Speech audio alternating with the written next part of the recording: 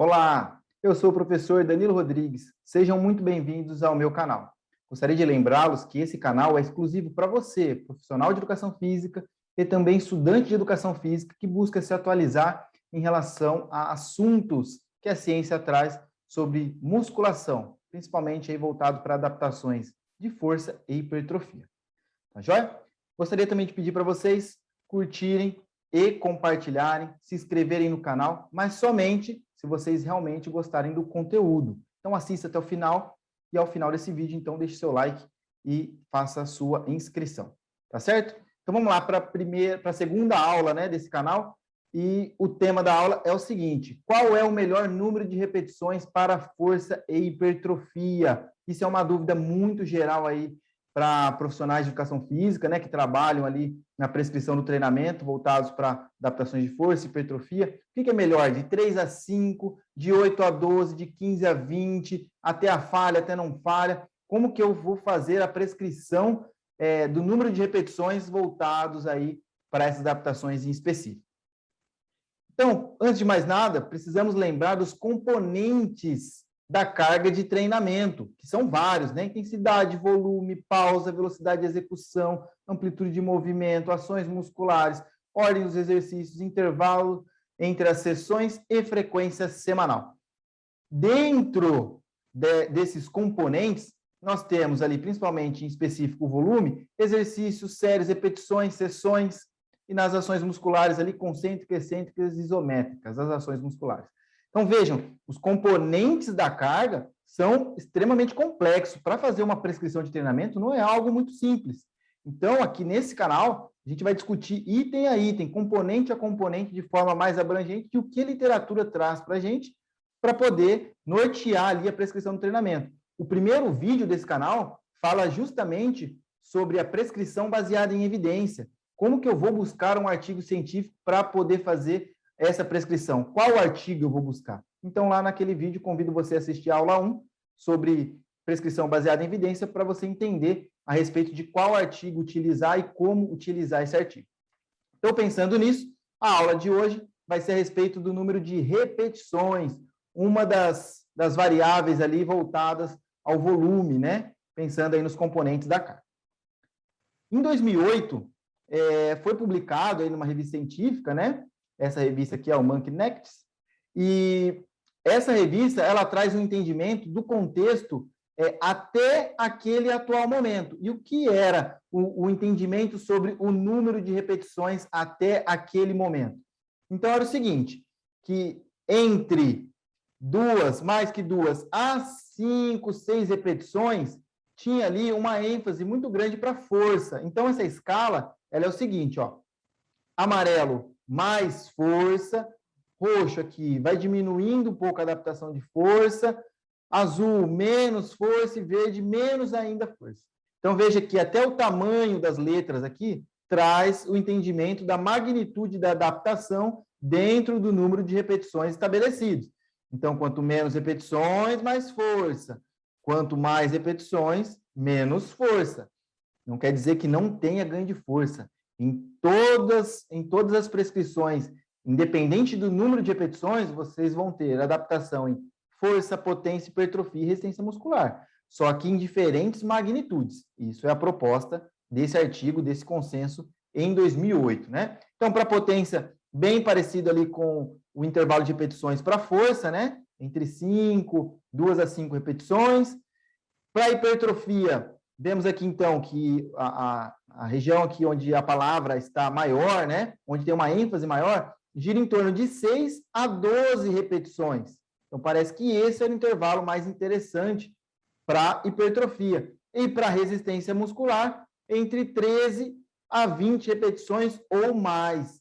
Então, veja, já estava estabelecido em 2008 qual seria o intervalo de repetições para se criar adaptações específicas ali no treinamento de força.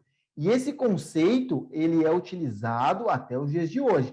Porém, a literatura já traz algumas discussões que contradiz esse conceito e que nos faz refletir a respeito dessas adaptações com esses determinados números de repetições. Então, eu trouxe aqui para vocês, para a gente discutir hoje, né, em relação ao número de repetições, esse artigo aqui, publicado este ano de 2021, que eu trouxe como tradução aqui para vocês, né, recomendações de carga para força muscular, hipertrofia e resistência local, um reexame do contínuo de repetições. Então, aquela escala apresentada anteriormente é chamada de contínuo, onde eu tenho ali entre 2 a 20 repetições. Nesse contínuo de 2 a 20, eu tenho ali os números de repetições para determinadas adaptações. Então, esse artigo ele buscou reexaminar e trazer com o que tem de mais atual em relação a essas adaptações, se esse contínuo condiz, né? Se realmente de 2 a 5 repetições é mais para força, de 6 a 12 repetições é mais para hipertrofia e etc. Será que realmente isso acontece? E o que esse artigo trouxe de informação? Que para força, vantagens relacionadas à força de cargas mais pesadas em uma base dose dependente.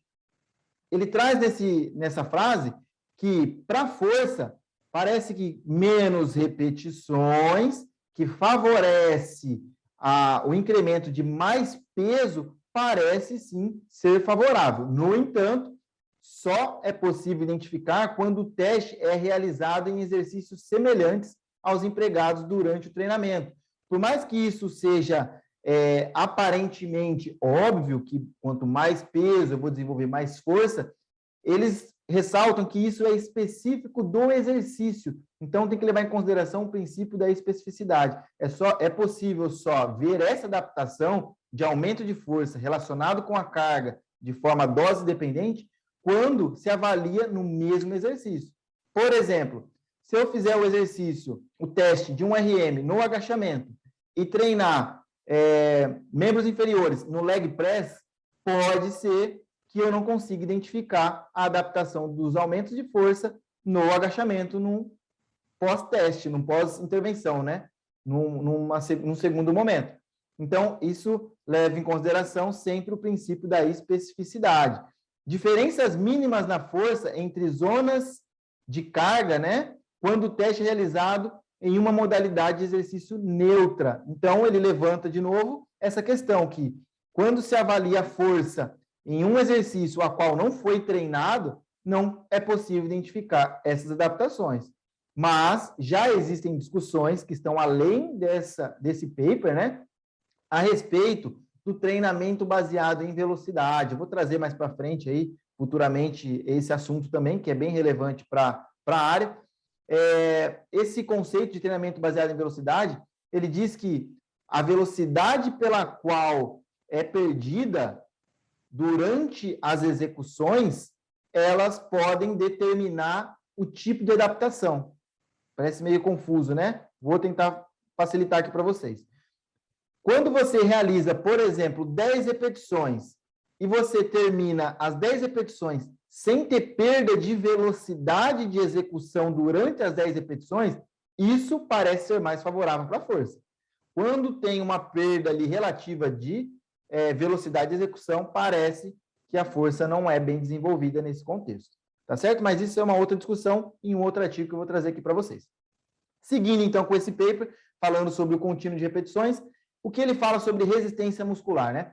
Ele diz que as evidências de efeitos relacionados à carga na resistência muscular local permanecem ambíguas, ou seja, não está muito clara ainda na literatura como que ocorre essa adaptação de resistência muscular local, tanto em bases absolutas quanto relativas, ou seja, ou pelo peso corporal ou pelo peso utilizado no exercício, ainda não está muito claro como que seria essa adaptação de resistência muscular de acordo com o número de repetições.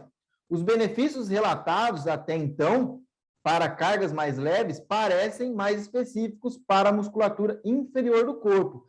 Então, ele quer dizer que o que se tem de conhecimento ainda sobre resistência muscular de acordo com o número de repetições estão mais para a parte inferior do corpo. Existem mais estudos para esses segmentos, né? E que faltam, então, estudos para, de fato, comprovar essa adaptação, ou seja, já vai descaracterizando aquele conceito inicial de 2008 de que de 15 a 20 é resistência muscular. Não está muito claro isso. Então, existem também discussões na literatura dizendo que quando se iguala a repetições máximas, as adaptações acabam sendo semelhantes em alguns aspectos. Como, por exemplo, para a hipertrofia. Esse artigo, né, do Schoft, aqui em 2021, que é o que eu estou discutindo aqui com vocês, ele fala que o desenvolvimento de músculos inteiros de forma semelhante nas zonas de carga maior do que aproximadamente 30% de um RM, ela é evidenciada na literatura. Porém, quando você coloca uma carga maior do que 30%, aproximadamente 30% de um RM, veja que 30% favorece um número de repetições altas ali. Não somente repetições pequenas, número de repetições pequenas, de 3 a 5. 30% eu consigo fazer 20, 25, 30 repetições com 30% de um RM. Então, dependendo do exercício, é claro. Então, vejam que não está muito estabelecido se é realmente esse o intervalo para a hipertrofia. Evidência equivocada de que se diferenças específicas no tipo de fibra são vistas entre zonas do contínuo de repetições. Então, existem evidências de que mais repetições recrutam mais fibras do tipo 1, menos repetições naquele intervalo de hipertrofia recrutam mais fibras do tipo 2X e 2A. Então, não está muito claro, as evidências estão meio equivocadas. O que tem de discussão na literatura é que quando se chega até a falha concêntrica, algumas evidências têm mostrado isso, eu vou trazer essa discussão também mais para frente, é de que as fibras musculares são recrutadas da mesma maneira como se fosse, por exemplo, com menos repetições e mais peso. Então, se eu fizer um intervalo ali de 15 repetições, desde que eu chegue até a falha concêntrica, eu recruto de forma semelhante o número de fibras musculares, tanto tipo 1 quanto tipo 2, como se eu tivesse recrutado ali de 3 a 5 repetições, ou de 2 a 5 repetições. E aí é outra discussão em relação ao princípio do tamanho, né? Mas o que eu quero trazer para vocês aqui como entendimento geral desse paper é que não está claro em relação ao contínuo de repetições. Não se apeguem a esse intervalo. Esse intervalo ainda está em discussão na literatura. Não quer dizer que de 8 a 12 é hipertrofia, de 3 a 5 é força e de 15 a 20 é resistência. Não está estabelecido isso. Então, vale lembrar que alguns critérios, como, por exemplo, percentual de um RM, falha concêntrica, esses outros critérios parecem determinar, de fato, essas adaptações, velocidade de execução, mas isso eu vou trazer mais para frente aqui como discussão. Tá joia? Mas fiquem atentos aí na hora da prescrição e pesquisem um pouco mais, usando lá a prescrição baseada em evidência, como pesquisar, como buscar informações. Caso não consiga aí, tá sem tempo e querem tirar de fato essa dúvida, me manda mensagem no direct.